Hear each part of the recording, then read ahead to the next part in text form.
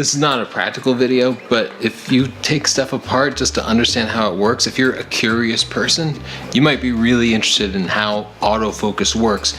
And it's also going to help you understand some of the key differences between modern cameras and answer questions like, why did we find the newest Canon and Nikon mirrorless cameras couldn't match the focusing performance of their DSLR counterparts? Let's get into focusing with a little bit of the history of it. It wasn't until 1978 when Leica introduced the first SLR that had autofocus. But you know what? It never took off. They never actually sold it to anybody because Leica decided our photographers don't really need autofocus, and kind of that classic Leica attitude, right? It wasn't until 1985 when the Minolta Maxim 7000 launched and got widespread popularity that autofocus really came to the masses. The Minolta 7000. It's the world's first SLR with built-in autofocus.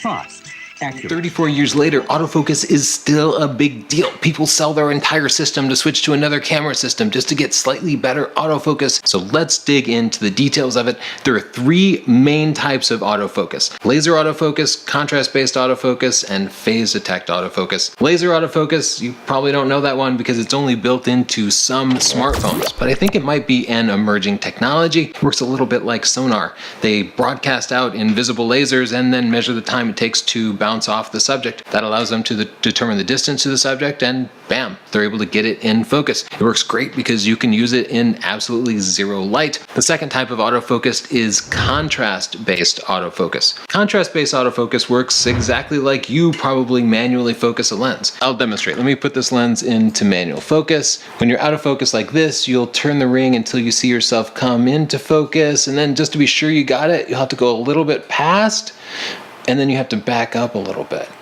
And that's exactly what modern cameras do with contrast detect autofocus, except instead of vaguely looking for sharpness, they'll take a small part of the image and look for contrast, the difference between darks and whites.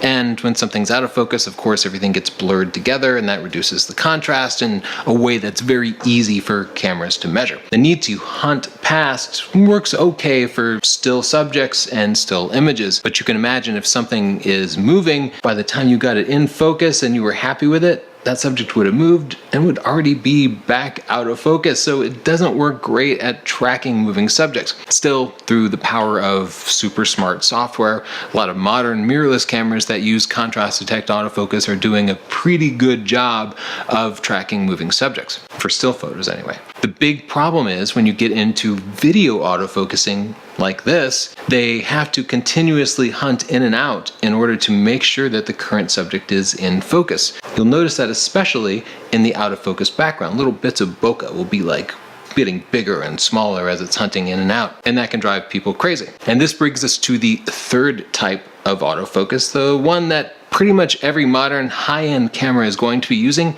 and that's phase detect autofocus, frequently called PDAF. Phase detect autofocus works a lot like your eyes in that it measures the distance by using two separate points and then kind of calculating the angle. If you've ever known somebody who only had one eye, they find depth perception to be quite a bit more difficult. That's because of a little bit of trigonometry. You have two eyes, and thus they can draw a triangle to a subject. The law of sines would allow you to math the distance between your eyes and that subject. Here, I'll draw it for you.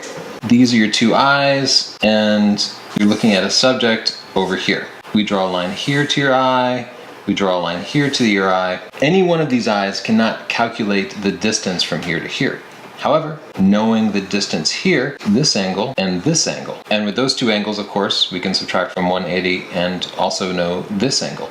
And those three angles are all the information we need, along with this distance here, to calculate the distance of either one of these lines. And of course, if we know those distances, we could use the Pythagorean theorem to divide this and calculate the actual distance to the subject. So how do you do this with an SLR, which seems to only have one big eye, right? It gets a little complicated, but it's actually really cool. I'll take off this lens here, and as we look inside there, you can see the mirror. That mirror bounces the light from the lens up to the viewfinder here so you can see through the lens what's going on. But there is a hidden second mirror that automatically retracts when the mirror goes up and you take a picture. That's pretty cool. And in fact, if you were to use an older SLR, like an old film SLR before they invented these phase detect autofocus systems and were using these semi-translucent mirrors, you would find the viewfinder was actually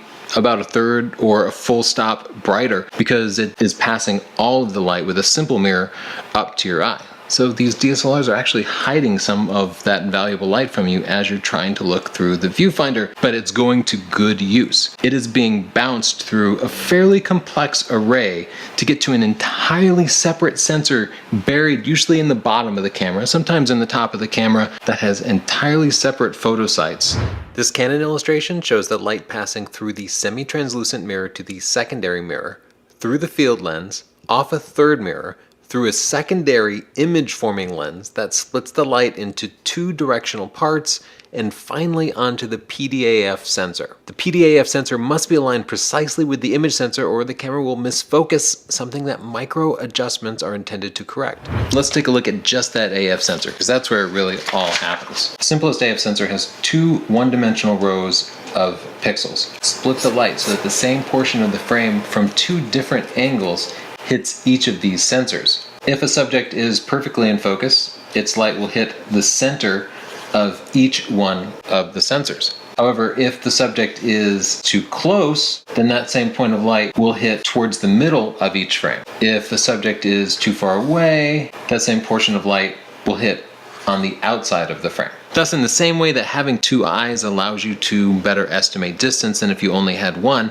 this gives the camera the information it needs to know whether the lens is currently focused in front of or behind the subject. Not only that, but it knows just how far off it is. And that means that with one quick movement, the camera can snap the lens into focus. It's not a perfect system, but I'll talk about that in just 1 second. First, let's look at a real phase detect autofocus sensor.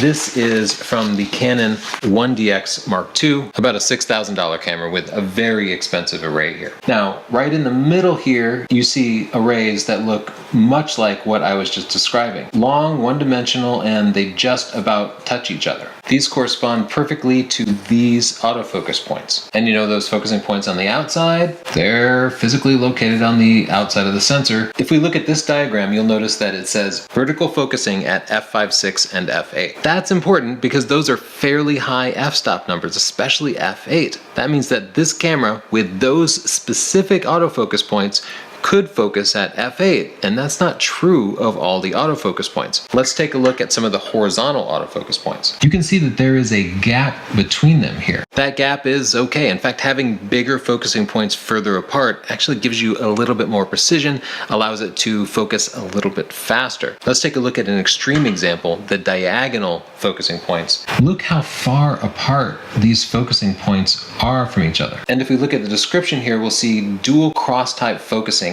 at f2.8. That means that those focusing points cannot be used to focus at f4, f5.6, or f8, like the focusing points that were closer together. But Canon advertises that they provide faster and more precise focusing when you are using fast lenses. That's because having them further apart gives you a steeper angle, giving you more precision when you're measuring the distance to a subject. Here's the thing, when I was showing you this diagram, these focusing points are fairly close together. Imagine that we had focusing points way out here. Now the light coming through would be projected over to them, and the angle that we need to know here is much steeper. These focusing points do not have infinite precision. There are little photo sites in them, just like there are on your sensor, and there's a finite number of them.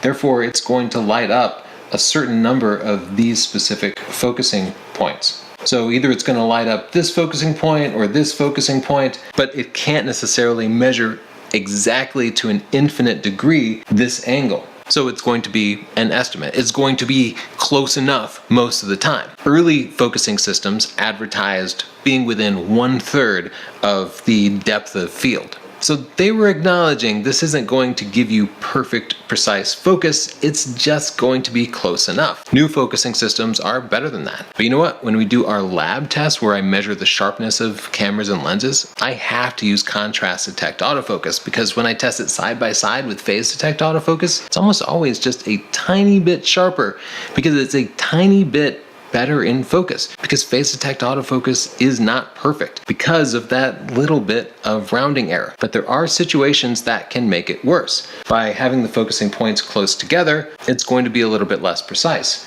And if you had focusing points that were very small, that angle gets steeper and steeper as it approaches 90 degrees, and thus it gets less and less precise. It's going to have to make multiple different measurements as it's focusing, which are going to slow things down. It also gets harder as you work with telephoto lenses where the subject is further away. Telephoto lenses also have shallower depth of field, so you'll actually notice if stuff isn't in focus. That's why high-end cameras with more powerful phase detect focusing systems are the ones you want for telephoto lenses. That's also kind of why the phase detect systems we'll talk about in just a second on mirrorless cameras often fail, especially with telephoto lenses. So where do you put those phase detect sensors if you can't bounce them onto a separate array? And the answer is you have to mix it into the camera sensor itself. There are a couple of different ways to do that. Most sensor manufacturers actually remove some portion of the pixels and replace them with phase detect focusing sensors. Each sensor is specialized to only receive like the left half or the right half of the image, but that introduces its own set of complexities because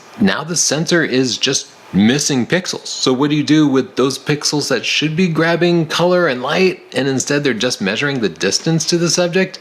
You just have to make stuff up, right? So you'll kind of interpolate. You'll say, oh, all the surrounding pixels are red. We'll just guess that this one would have been red too. But in some way that you probably won't ever notice, you're missing image data and lowering resolution. It can also lead to banding, because those photo sites are often in a row and they might catch the light a little bit different, or they might not get processed perfectly, and it's just not a perfect system. Canon's dual pixel autofocus system is a particularly cool example of this because every single pixel is also a phase detect sensor. When it's not taking a picture, it can split the light into two halves of each pixel and use that to measure the distance to the subject. But now your PDAF sensors are literally half the width of a pixel. What would you guess would happen? Hard time focusing with telephoto lenses especially, right? And yeah, when we tested the Canon EOS R, that's what we found. Focusing was unreliable, especially as you got more and more telephoto.